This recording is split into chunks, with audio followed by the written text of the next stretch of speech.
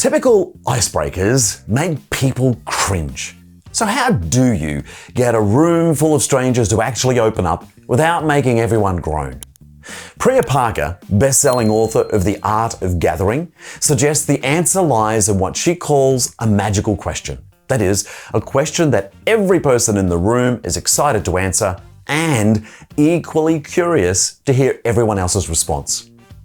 Now that's a high bar. Most icebreaker questions don't even come close. So what makes a question magical? Parker's insight is this: the best questions come directly from the context of the group you're working with. Here's an example that would land well in most workplaces. What would you do with a full-paid, year-long break from work? Or to be more specific, if I'm working with a group of dentists, I might ask, what's the going rate for the tooth fairy these days?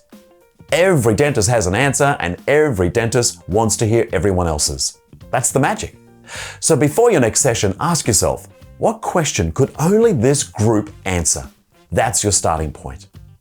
For more icebreaker activity ideas, check the links in the description below.